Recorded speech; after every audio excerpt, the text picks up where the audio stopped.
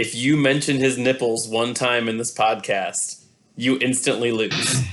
And I'm going to talk about me, myself, and my problems here for a little while. The Rule 34 questions were last week. That's not a puzzle, it's pushing blocks. If a wave of dragons are coming to raise my town and burn my crops, that's pretty awful to me directly. But I want to hear about your other shitty characters. Of course, invest in a robotic Flava Flav. This is the Debate This podcast. Welcome to Debate This, a show where no one is right, but someone is definitely wrong. In this podcast, we take time out of our busy adult lives to argue over the important things, like comics, video games, and why Yennefer is the only real romance option in The Witcher. She is, and to argue otherwise is pointless, and you need to shut up and don't even at me. My name is Todd. It's always Yennefer.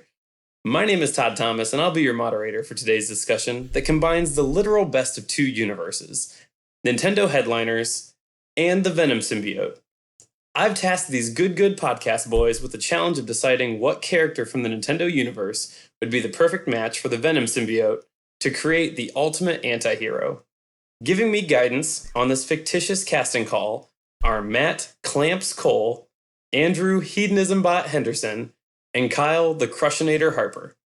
Friends, make my 5th grade nerd fantasies come true today and give me a little taste of what you cooked up for today's nerd potluck. Oh, baby, you want a taste? I'm going to give you a taste, Todd. Open your mouth, prepare your tongue, because you're about to get a taste. Oh, Listen. God. Gross. Let's not be gross. I'm done. Sega may be the house of fast runners, but Nintendo has the rights to one zoomy dude who is the fastest of them all. Nerd Mentality referred to him as the only known last legitimate use of the word extreme.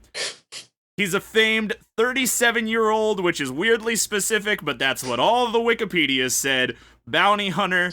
He's the most accomplished racer since Dale, and with a kneecap so hard it would make Stone Cold Steve Austin blush. It's Captain Motherfucking Falcon, boys! Insert some explosions and some bullshit about why I chose him, cause he's the best, and I'll tell you more later. Oh, the teaser for this episode is gonna be just a whole day's worth of show me your moves gifts. Oh, so God. No worries.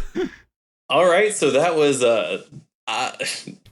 intense and sexual. That's usually Matt's MO. The only way Matt knows how to do That's it. what I go for.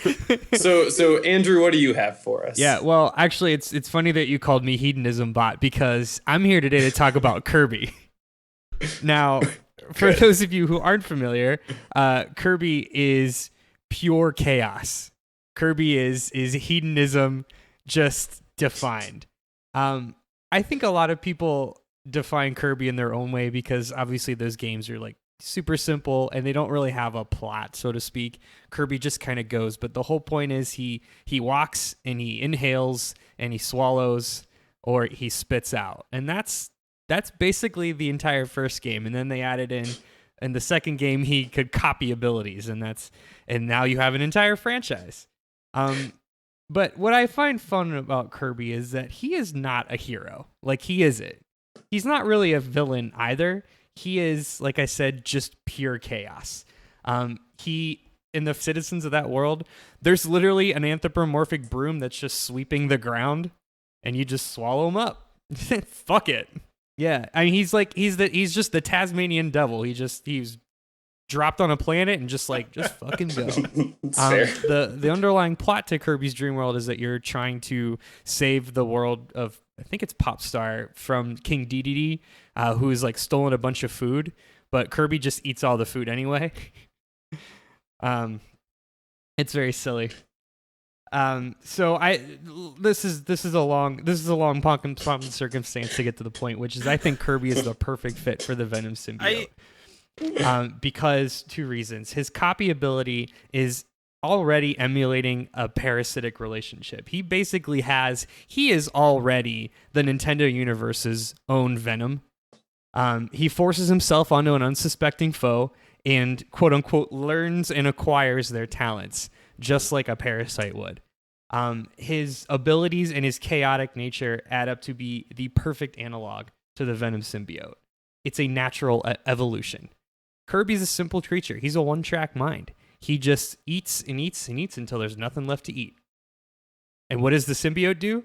He just takes and takes and takes until there's nothing left to take. It is a perfect, albeit symbiotic, relationship.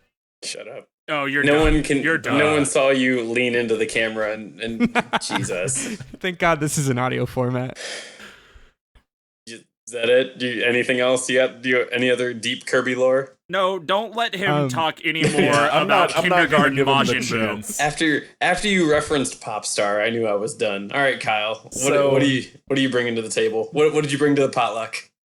So the Nintendo character I picked, actually could feasibly encounter the Venom and symbiote as part of her daily job. So I picked Samus Aran, the spacefaring bounty hunter, who actually just more cleans up dead planets and ships than she does actually hunting any bounty, but that's besides the point.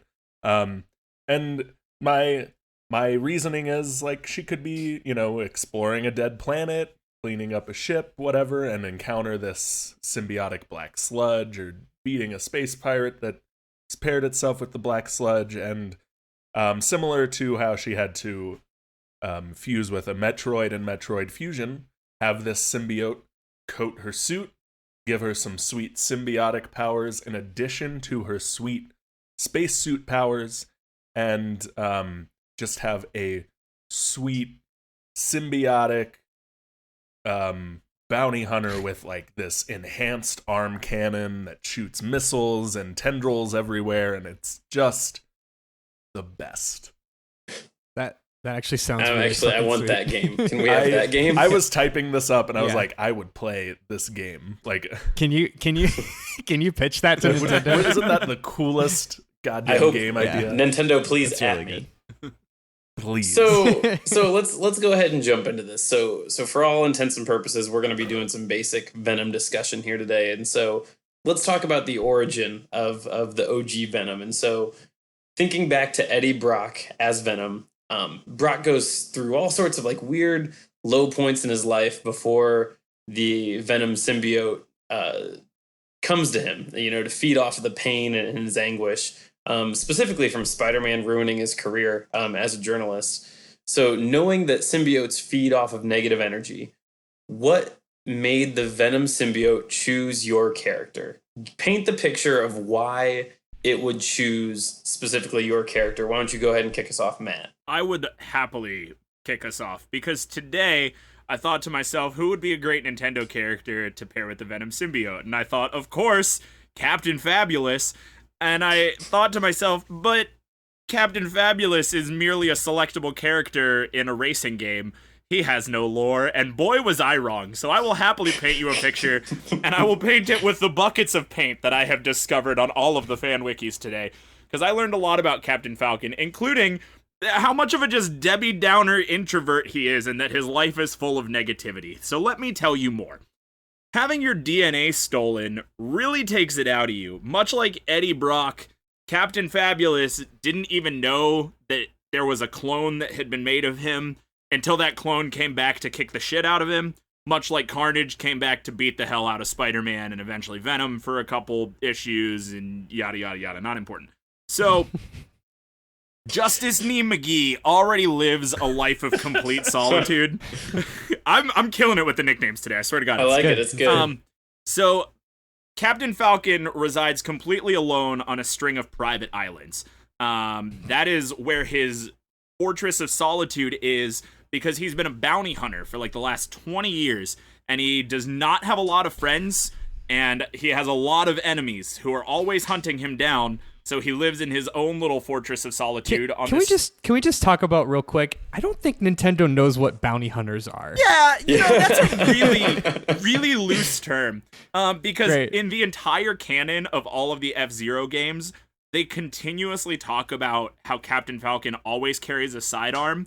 He has shot it one time in the opening sequence of the first F-Zero game for the SNES, and that's the only time, even in Smash, that he's ever touched that sidearm. But that's neither here nor there. So he resides alone on this string of private islands, much like Eddie Venom, the lead singer of the worst Pearl Jam cover band ever.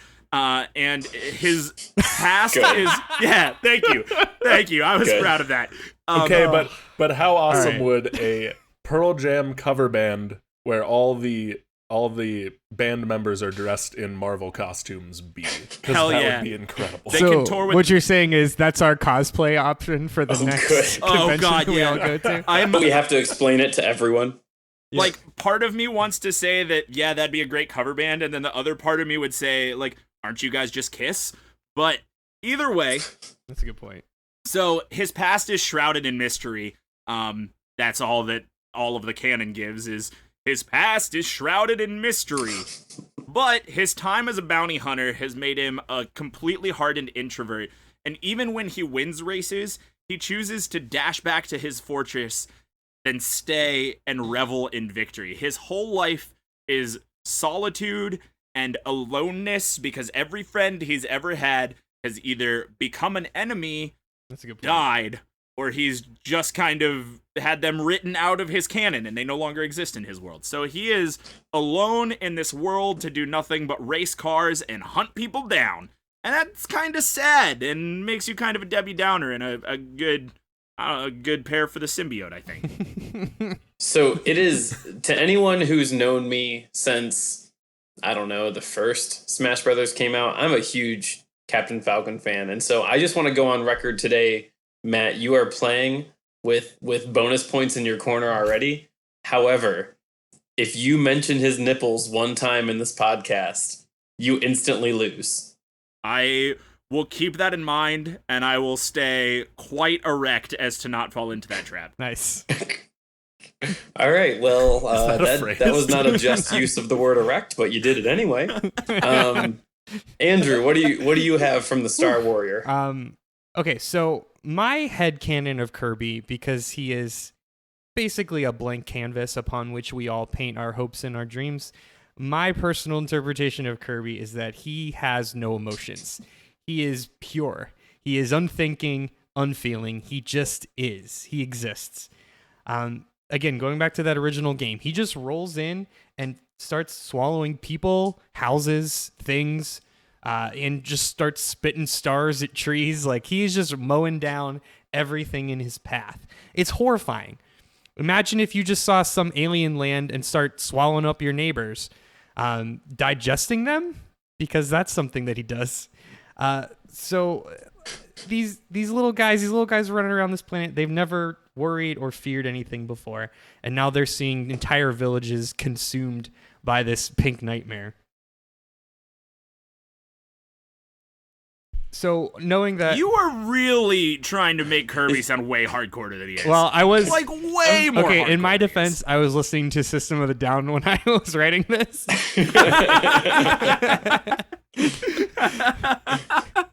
It was a weird day. This is like early on in the internet, a very popular thing was like these dark interpretations of these innocent characters, and I feel like that's the vibe. This is Andrew this has is my tapped favorite. into. Like, so and so is actually the antagonist. Yes. This is always like the one I go back to is like Kirby is the villain. So like if you imagine, again, playing in my horrifying mind space for just a second, I think the symbiote would have been drawn to that like collective horror of just all of these people being digested left and right. And then the symbiote immediately saw that power, right? It was raw power, untethered by emotions or by responsibility to literally anything existential. I think you still just end up with like raw, like unaimed goo then, but now it's just got like a swirl of pink in it because it's Kirby. Like, it's like you still just like have no It's like looking into like one of those marbles that look like the galaxy, where it is all colors and no colors. I have this mental image of the Venom symbiote just kind of like slinking its way up to Kirby in the middle of Dreamland, and Kirby doing the up taunt from Super Smash Brothers, where he's like, "Hi!" and the symbiote just being like, I think I'm okay, and going back the other direction. But like, imagine him going hi with like tendrils and like all this like black sludge everywhere. See, when all this description is coming from like you, Andrew, about Kirby, all I'm stuck with is just like a very stone-faced, not literally stone-faced because he can do that, but a stone-faced, like non-expressive Kirby who's just like who has dead eyes. That is Kirby. He does not have emotions. He is an empty canvas. He is literally he's a homunculus. He is one thing. He eats.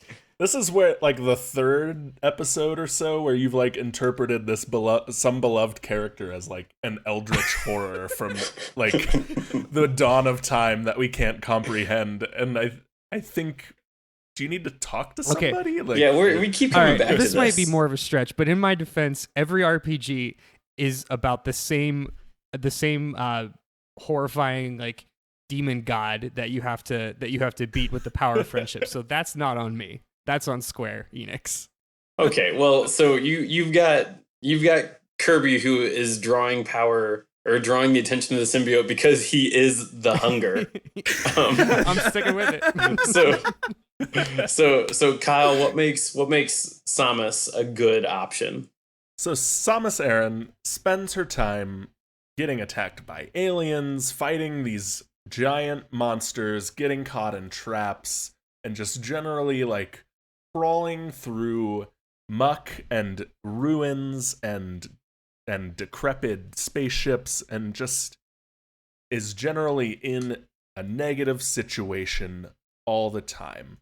She was mortally wounded and had to be bonded with her mortal enemies, the Metroids, to survive. She had a dark matter clone of herself try and hunt her down and absorb her. So she's got plenty of negativity for the symbiote to attach to and draw power from, similar to all of your tragic heroes. But the one thing that Samus has that those other tragic heroes don't is an awesome, sweet, sweet arm cannon. I just have to laugh because, like, using the phrase, the descriptor, tragic heroes, Captain Falcon. All right, I get that. Samus. What's tragic about Captain Falcon?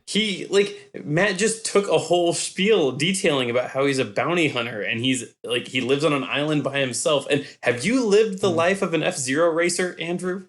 It's a lonely life. It sounds like a fucking party. I can tell you so much about the deep lore of Captain Falcon if that's a hole you really want to drive down. I just don't think that it is. What I'm getting at is when you say tragic heroes and you're referring to Kirby. It doesn't. Oh, I didn't call him a tragic hero at all. Kyle did. Yeah. Did I? You said something about what separates Samus from all the other tragic heroes. You did say that. I think he was. Yeah. I was speaking generally, not about Kirby.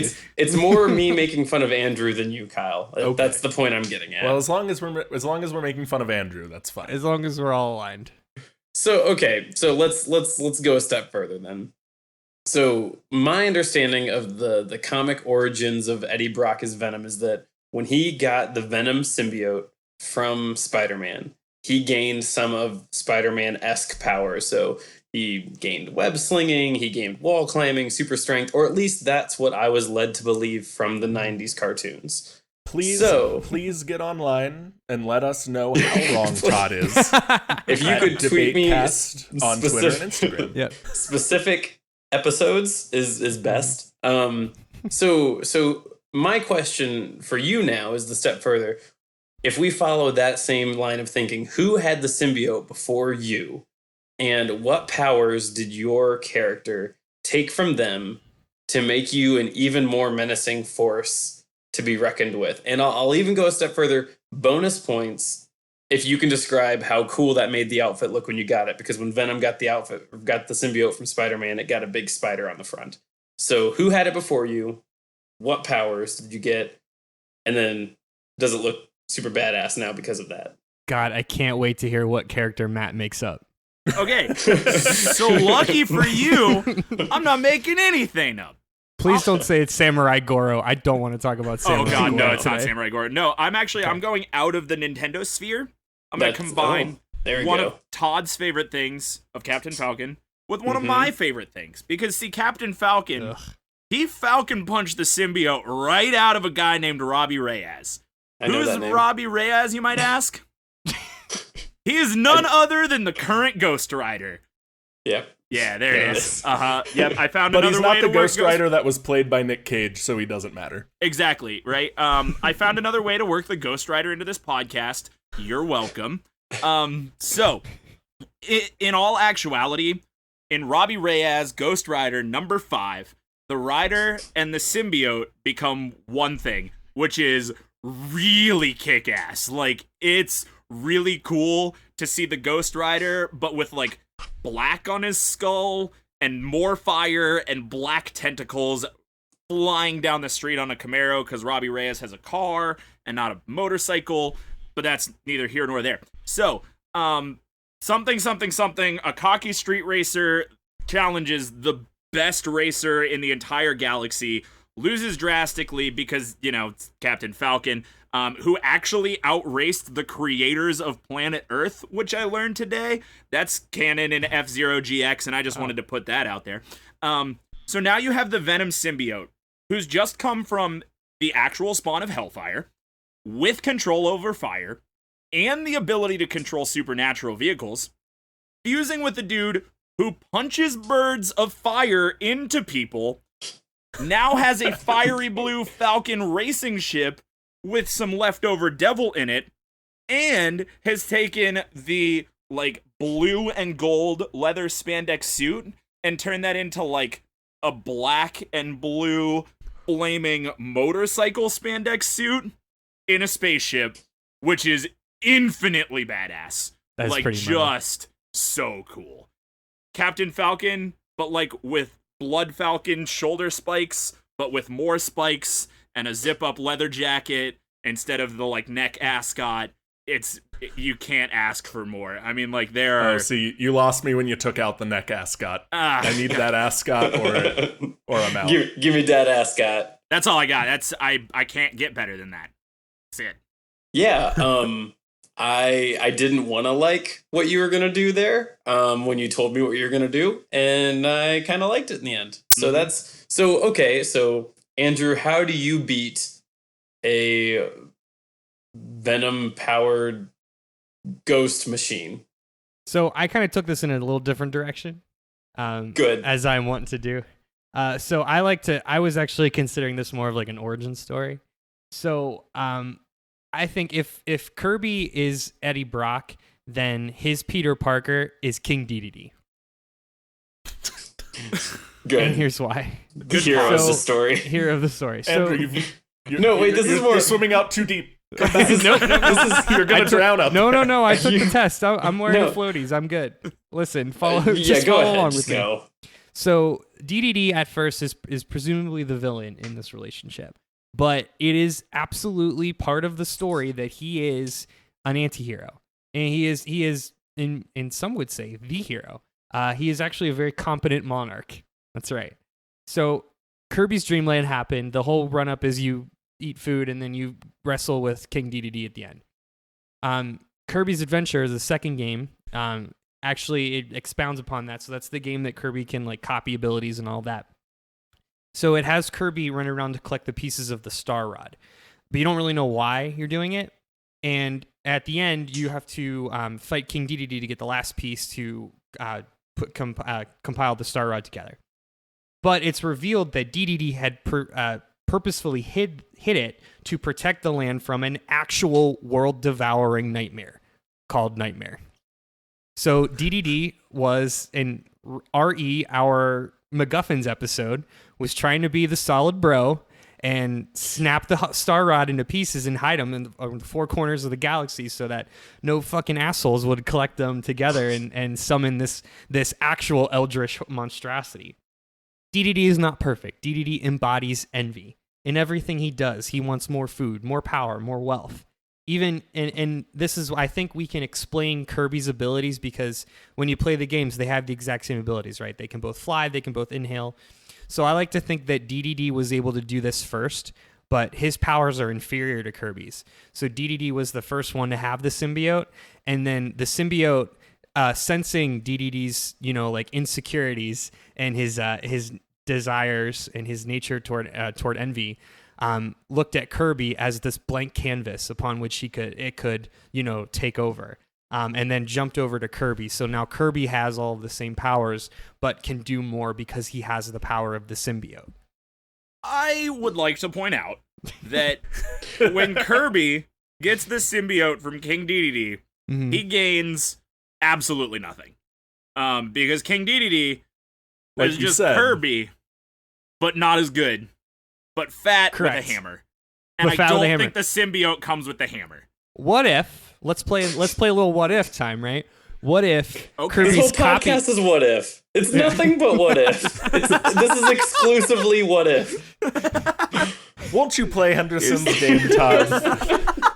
It's the one hypothetical you'll ever hear. Won't you go on this journey with him? So what if Kirby's ability to copy, because it's not there in the first game, what if Kirby's ability to copy was acquired when he formed a connection with the symbiote after the end of Kirby's Dreamland? Boom! And that's a game theory, my friends. Are we allowed to say no to the what if?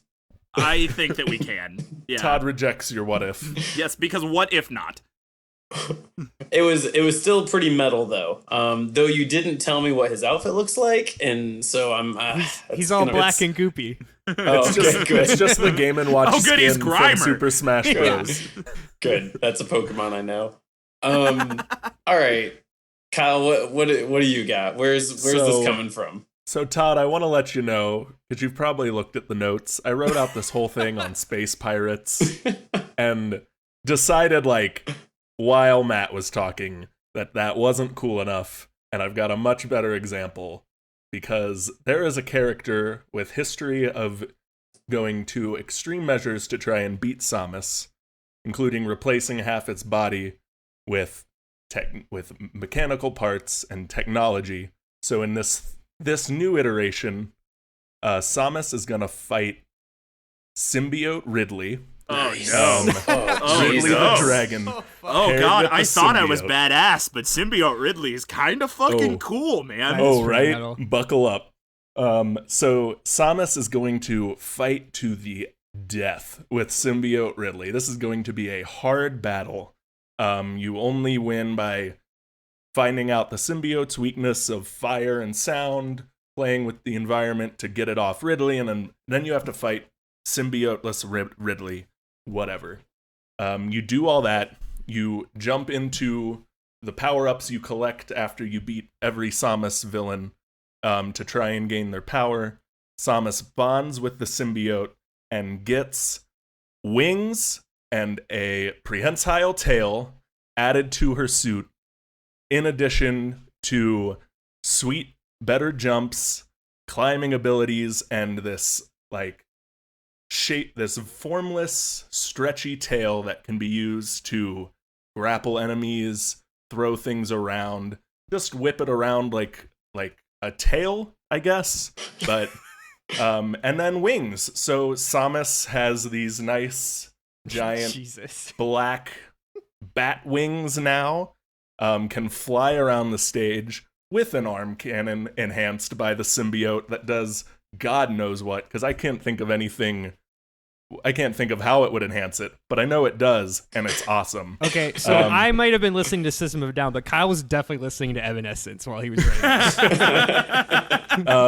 So that is my origin story for Symbiote Samus, and how she ended up with the ability to fly and a tail now.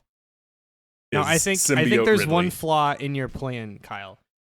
What happens? You've effectively destroyed the franchise, because now there's no way for Samus to lose all her abilities, so that we can do a new game. Every Metroid game after Venom Samus is a prequel, because Venom Samus collects all bounties, kills all space pirates, and restores all civilizations, because holy shit. I think this is just your pitch. This is your pitch tape. Just cut and print this and mail it out to Nintendo HQ. I think you have a game here. I think that it might just be like a reskinned Bayonetta, that might be a little bit less sexy, but definitely a game. Well, my intention was not to get to this point, but I'm here now wondering, what will it take for Disney to buy Nintendo to get all these franchises together? Because matching the Venom symbiote with anything makes it infinitely more metal.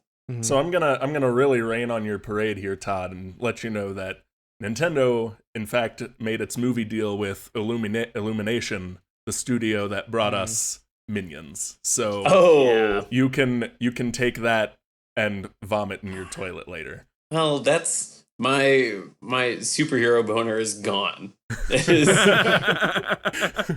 All right. So moving away from that as quickly as we can.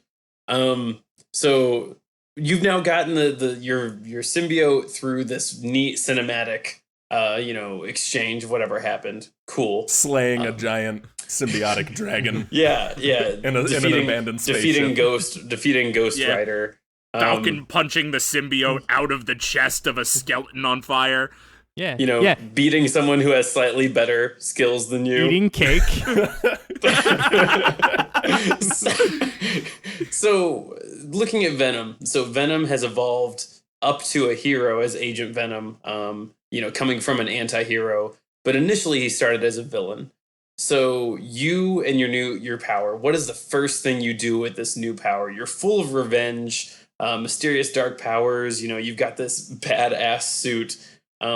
Where do you go? Who are you after? What's the revenge you're seeking? And what will satisfy your hunger? Well, if Andrew was listening to System of a Down and Kyle was listening to Evanescence, I most certainly was listening to Pantera and Vulgar Display of Power, because I'm going to walk right over it and I'm going to Falcon punch the shit out of that moveset stealing whore Ganondorf. Good justice. I think Matt's secret is that he's always listening to Pantera. I actually really don't even care for Pantera that much, if we're being honest. But yeah, honestly, like, Captain Falcon, in all of his games, just wins. Like, that's what I learned today. Is like, Captain Falcon doesn't really have a lot of losses. He beat the big bad villain. And then the guys who created the big bad villains, who were basically 3 celestial gods, were like, you must race us now. Because much like Speed Racer, everything is settled through road races. And I was just gonna say Speed Racer too. That is some anime bullshit, right? And then Captain Falcon beat them too, like no problem. So I was like, I don't know that Captain Falcon really needs revenge on anybody. And I was like, oh, but Ganondorf. Ganondorf stole all of his moves. And as far as Smash goes, I like Ganondorf better because I'm not good with fast, zippy guys. I'm good with big, fat guys that are hard to kill. So I like Ganondorf a lot. And I think that Captain Falcon probably doesn't like Ganondorf because he stole all his moves. And yeah, that's where we're at. That's what we're going for. I think what really works with that answer too is like half of the games Captain Falcon appears in now are Super Smash Brothers games. Basically. Well, and half of his dialogue is him yelling, "Show me your moves." Exactly. So, Half? Most 90% more like. Like, I learned today that Captain Falcon was actually supposed to be the flagship character of the SNES. Like, he was supposed to be the main character of the SNES, and then after some workshopping, he isn't even the main character of F-Zero. He became the de facto character of F-Zero, wasn't even important until Game 2, was left out of Games 3 and 4, was only kind of in the anime, because did you know there was an F-Zero anime? I know, but I want to watch it right now. I owned an episode of the F-Zero anime on whatever, what was it called? It was however you watched, they put TV shows on Game Boy Advance cartridges. Oh, and I owned an episode of the F-Zero anime. That's amazing. On that. But go on. Yeah, so that's... Captain Falcon needs no revenge. Captain Falcon does nothing but win. What do you give a guy who has everything? You destroy the other guy who has everything. And that's All what he does Venomized is win, Captain Falcon is going to win. do. No matter what. Okay. Moving on. And now we've been flagged for copyright infringement. Sorry. All right, so we've got Matt with Captain Falcon, who's literally taking a victory lap. Andrew, what is Kirby doing on with his new powers Right. and his bloodthirst hunger? Well, as I mentioned before, Kirby cannot be manipulated by desires because he has none. He has no goal. He has no prime directive. He just lives. He just lives in the moment. The only thing Kirby wants is to consume. And that's exactly what he's going to do. With the symbiote, he will consume everything. Jesus. To sum up my argument, unfortunately, this is an audio format, so everyone except for your present company can see this. In the group chat, I have posted a picture of Majora's Mask. It's one of the last scenes when you lose at Majora's Mask, when the horrifying faced moon says, I shall consume ellipses, consume everything. And that's kind of the general vibe here. Like I said, Kirby's a fun guy. He's just out. He's just out for a good time. You just argued that Kirby is an emotionless ball of bubblegum. You can't You spent now the say last he's 40 a fun minutes guy. arguing the exact opposite. Yeah, no. Yeah. So one thing For everyone also keeping score at home, Andrew has also said, unfortunately, this is an audio format, and fortunately, this is an audio format in this episode. So I think he just has a problem with continuity. I'll leave you with this on. idea. So in one of the newer Kirby games, the one for the Wii, yes, he has like a super suck ability where he literally just you just press the button and everything on screen goes into his fat fucking face, and it's amazing. And that to me is what Symbiote plus Kirby equals. Nintendo expanded the Super Suck ability to the entire Wii U console when they launched that. And it did in fact super suck. Kyle, you just ruined your pitch, buddy. This tape is tainted. We can edit it out in post. So It'll be fine. Andrew has introduced his super suck. Not taking it back. Kyle, what is this winged, devil-tailed, arm-cannoned, flying bat of hell doing with its new powers of destruction and desire? Well, especially when you put it that way, Todd. Whatever the hell she wants. She's gonna go hunt down Mother Brain one more time, because why not? She's gonna just kill all the space pirates and rid the galaxy of crime, because why not? She's got dragon wings, a symbiotic relationship with a power enhancing alien, and an arm cannon. She's gonna do anything. I like to picture her as that scene in Archer where he's just like, Rampage! She is gonna go full Rampage 2 Tales of Enrampagement and on the whole galaxy. My favorite thing that you just said is that you said she's gonna go stick it to Mother Brain one more time. And I know Mother Brain is this big brain in a jar, but I imagine her in her house, retired. She's not bothering anyone anymore. And there's a knock at the door. The door open. DMX starts playing in the background while Samus just wails on this helpless brain in a jar. That's exactly the scene. I want little you to smaller envision, Todd. brains that are children come hopping into the room. Yes.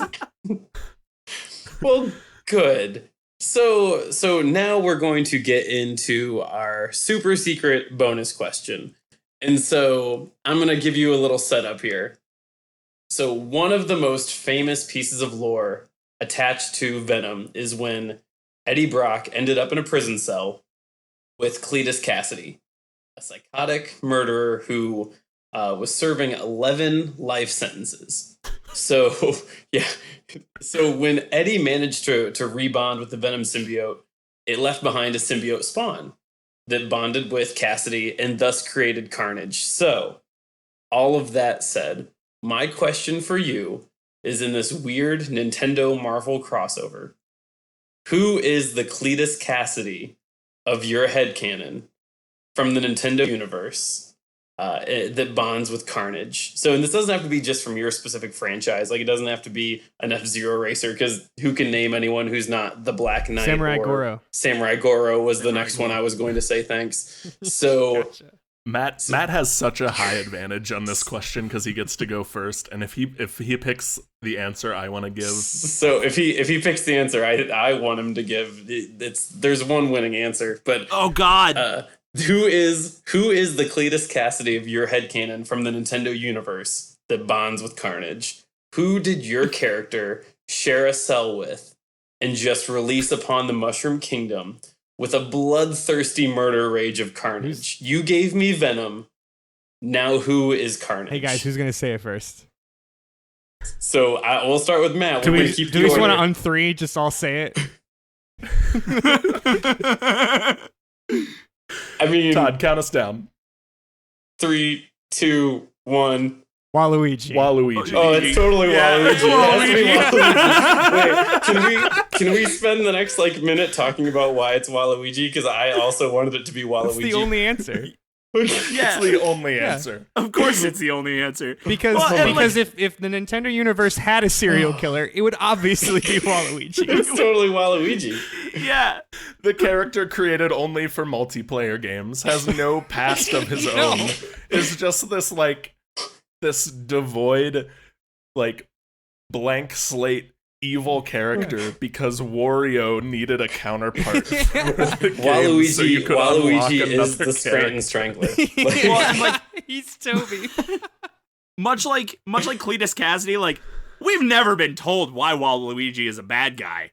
We just know he's a bad guy. It's only Waluigi. So do we now give answers that aren't Waluigi, or do we just accept I think that you it's still got to Waluigi? give me an answer that's not Waluigi, because you've all three given really good arguments for all three of these characters, and I need help deciding. So I think we genuinely need to know, since it's obviously Waluigi, when it's not Waluigi, who is Carnage?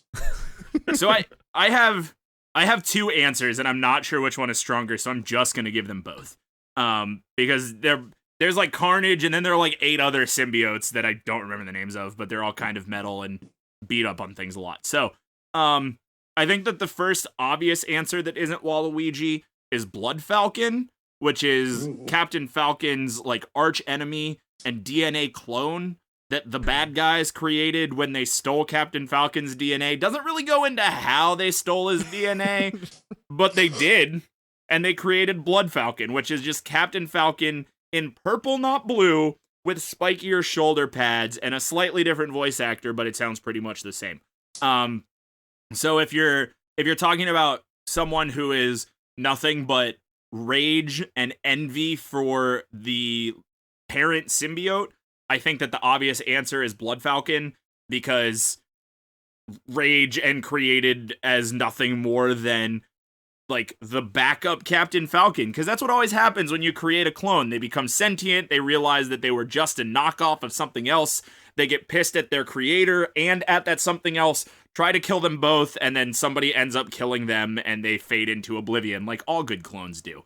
So answer 1 is Blood Falcon. Answer 2, significantly more off the cuff, but for my favorite Super Smash Bros. Game, Super Smash Bros. Brawl, in Captain Falcon's entrance sequence in the storyline. In Subspace Emissary, he slides in with a Falcon kick and kills 18 Pikmin. And everybody's like, why'd you kill the Pikmin? And so I think it might be Olimar. I think Olimar might be his Carnage.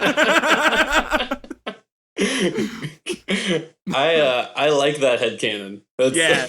So I'll just let that fester. It's way better than Andrew's Kirby headcanon. Yeah. So speaking of Kirby headcanon, so I'm gonna stick with the Kirby universe because it is a tangled web.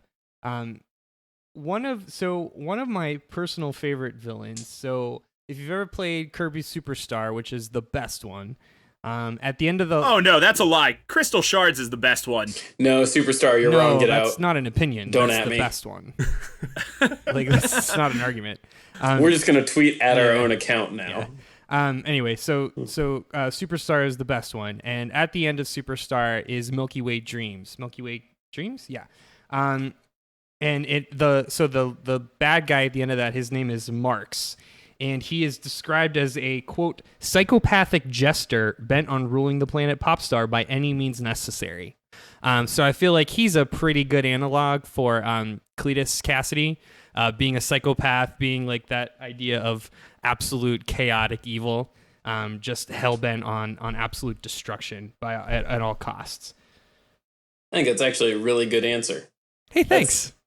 That's something that actually I think works. I mean, a good answer in this podcast. Well, and I'm so I wasn't gonna bring it up, but I'm still getting the phrase "step on the gas" out of my head weeks later, and so that has kind of been my like forever benchmark of Andrew's answers. Marketability, my friend. Yeah, this is a good answer. So yeah, that's a solid choice. All right, Kyle, where do we go from here? Okay, so I'm looking at the Super Smash Bros. Roster, trying to compare some characters to Cletus Cassidy. Cletus Cassidy, psychopath, sociopath, killed 11 people. He's got those like real dead shark eyes, real uncaring gaze, straight up stone cold killer. And it really led me to one other Nintendo character besides Waluigi. And I don't think there's a good answer besides the villager from Animal Crossing. Yep. It's got such dead eyes. Stone cold Yep. killer, just mowing people down. It's the only choice for carnage in this universe is the villager from Animal Crossing. He'll bury you in his drop. spacious basement. Yes. Oh Jesus! Well, so let's put a bow on this. So let's one more time around. Give me your closing statement as to specifically why your Nintendo character is the perfect match for the Venom symbiote.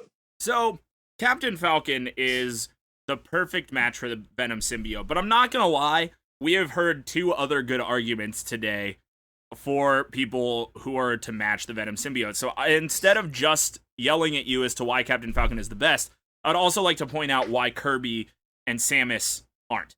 So to start with Kirby, he is mostly a fluffy ball of happy. Like there's no denying that Kirby he is a fluffy ball of now.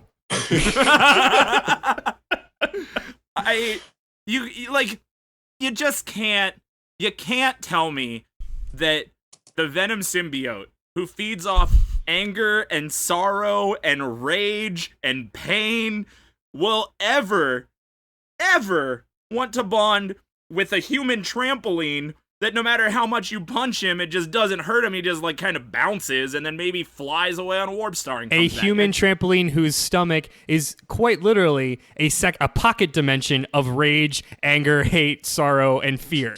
No, see, you can't do that. Like, yes, the concept of Kirby is absolutely horrifying. I'm not gonna lie to you. Something that can eat anything. Like, I watched that death battle. He bested Majin Buu, and that was crazy to watch. But you can't tell me that Kirby is anything other than joyous and happy. It's just not. It's not canonical that there's joyous any and happy sorrow and vanquishing his foes. Matt, you are yelling. You are upset. Okay, so moving on, Samus Aran. Samus Aran, an incredibly impressive bounty hunter, an incredibly impressive fighter, an incredibly impressive lot of things, hidden mostly under a suit of armor. And the coolest thing about Eddie Brock and the Venom symbiote is that there's nothing underneath of Venom. Eddie Brock's powers all come from the Venom symbiote. And so I think it's safe to say that the Venom symbiote would reject any sort of extra armor.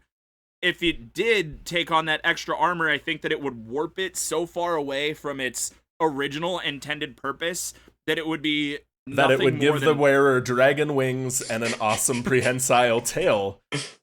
And I would also like to say that, yeah, a venomized arm cannon is really cool, except for the fact that the arm cannon shoots energy balls, and it hasn't been shown anywhere that the Venom symbiote has any ability to change anything that isn't physical. So it can change Spider-Man's webs into like venomized webs and such. but it can't take over blasters and then shoot venomized blaster energy. And so I think you're going to end up with a really cool looking gun that still just shoots energy balls.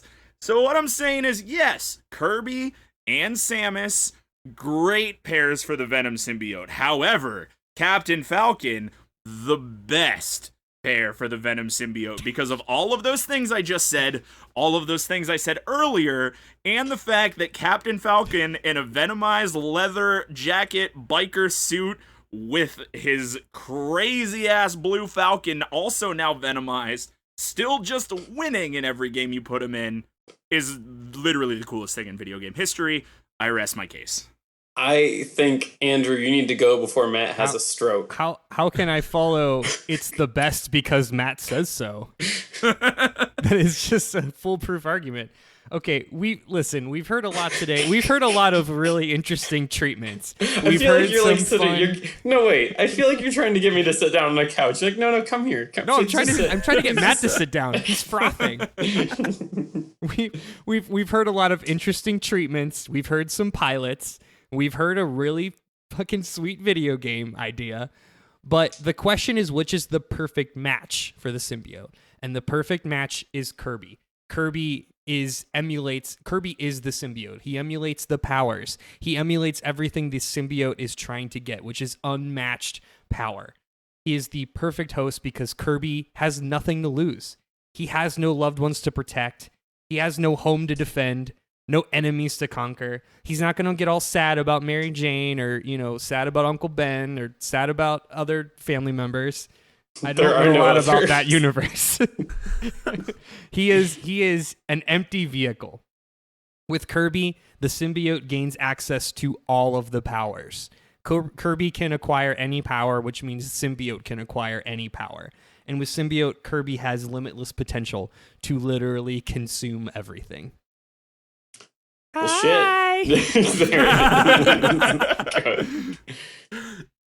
All right, Kyle.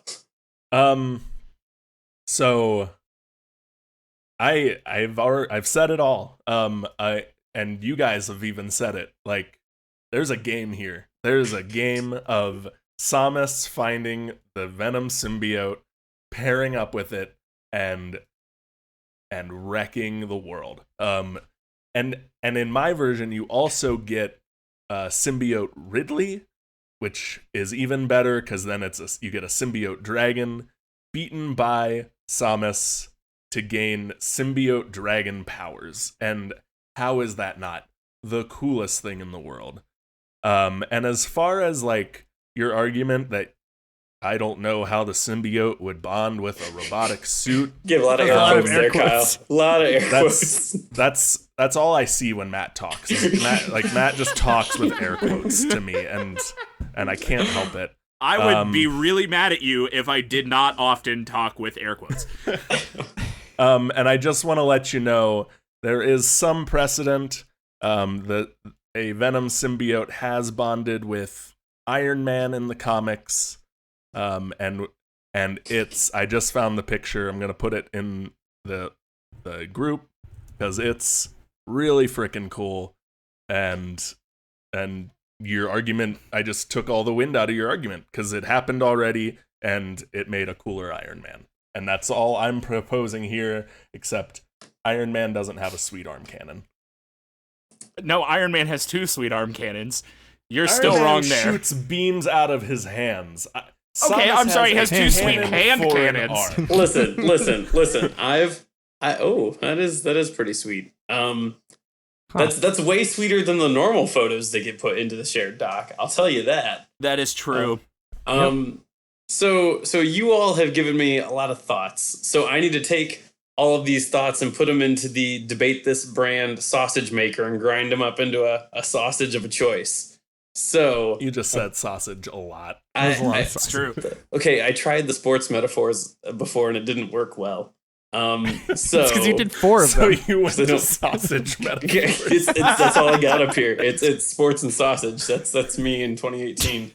So while I put this liquid meat in these casings, what I need you guys to do is go ahead and give each other some good vibes. Some of them good vibes. somewhere in the last 15 seconds, we found our opening soundbite for the episode. Oh gosh. Okay, so like I said earlier, I mean, these were 3 really good answers to a really good question. And for 4 guys who often come up with really bullshit answers to really bullshit questions, I feel almost out of my element. Like, this was just really good, and I still firmly believe that Kirby is nothing but happiness, but at the same time, your description of a Venomized Kirby is pretty cool, and because, like, now all I really think of is Kirby, and he looks like normal Kirby, except with black, and then, like, a Waddle Dee finds Kirby, and is like, Kirby, what's up? And Kirby opens his mouth, and he has Venom's teeth and tongue. Like, oh my god, can you imagine that tongue coming out of Kirby? It would just be a tongue. He would be 35% tongue. So, yeah, there's that. And then, yeah, I mean, Samus is a good one for sure. I would like to reaffirm that even though it took on Iron Man's armor, Iron Man's energy beams did not change. They are the same. They're blue. They're always yellow. blue. They're always blue. Depending on the suit. So, but I mean, like, Semantics. I'm picking it like really loose first right now because Samus as a Venom symbiote, like we said, it would make a kick-ass video game, and I'd be super in. I think that's the end of the vibes. Yeah, I want so bad for that to be Metroid Fusion, like being able to be Samus and to do that thing in Bloodborne where you like you reach your arm out and like tentacles come out of your arm, and like the one I left out when I like changed to symbiote Ridley was I had a nice description of the like chain shot turning into a venomized chain shot that like drains life from people. Oh my god! So like that is the pairing I want to keep. That's so still great. Is like this venomized like energy tendril that you grapple people in and just like suck the life out of them. And then you continue on your bounty hunting. Yeah, that was fantastic. And the image of Samus with black wings just like raining down plasma hellfire. Oh, it's very good. Matt, as soon as you said you're doing Captain Falcon, I was pumped, and you did not disappoint. Yeah. I'm so into that. I love F-Zero lore because it is quite possibly the silliest stuff that Nintendo has ever done. It's so weird. It's so weird. It's so weird and so great. Excellent. I mean, you guys said it. Like, Matt, your description of a ghost ridered symbiotic blue Falcon spaceship was the coolest thing that you could have said, and it works. Like, I can envision like this venomized Captain Falcon in a biker jacket with flames shooting out of his, like he's ready to Falcon punch at a moment's notice, flying this ghostly spaceship, and it's awesome. Like, it's just the most comic books thing I can think of, and it's incredible. And Andrew, when you told us yesterday that you were doing Kirby, I knew I was in trouble because I haven't as soon as you said it, I thought of all of the implications of a symbiotic Kirby, and I hadn't thought of anything nearly as cool as that at that point. So your decision to choose Kirby made me step up my game, and that's the highest praise I can give, because that's such a good answer, because they're like so close already. That like a symbiotic Kirby would be the destroyer of worlds. Like, it would just like it would Nintendo's own Galactus. Exactly. Like, that's what it would be, and it's awesome. So I have thoroughly cased the meat. Stop it. Flurry. And I got a nice hot. We see where you're going. Can we never say meat flurry again, please? I've got a nice hot decision schnitzel for you. And are these working? Are these good? No. Okay. They're good in how bad they are. Yeah. So when we get to the decision point, usually it's like, all right, who gave the least like bad like answer?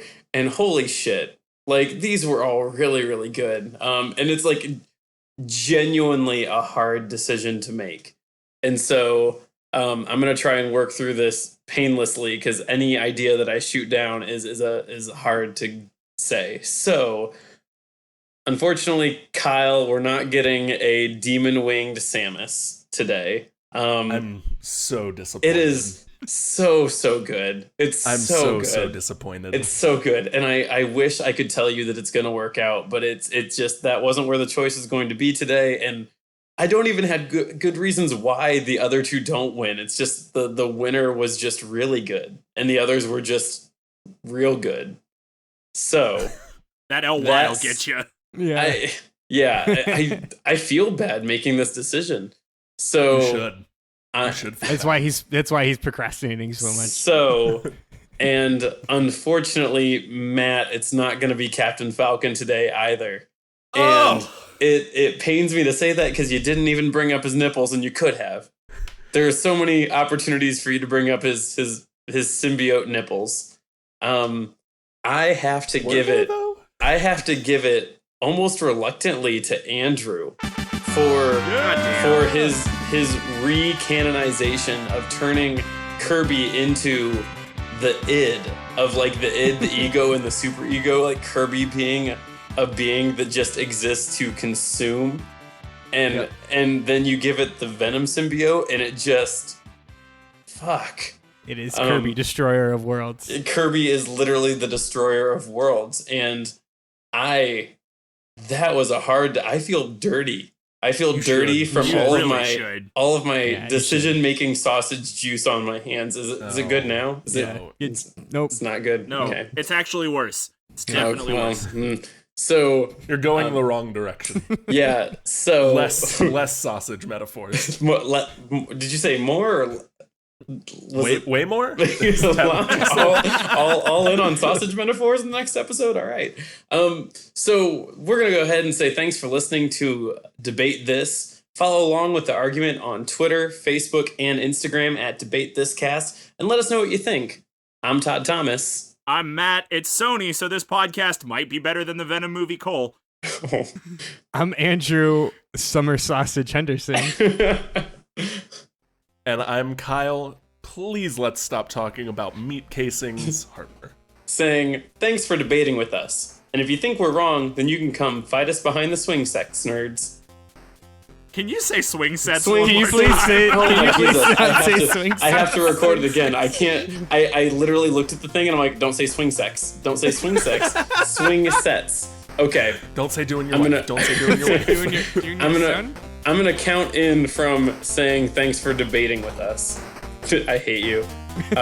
Okay, we're gonna do this. Saying thanks for debating with us, and if you think we're wrong, then you can come fight us by the swing sets, nerds.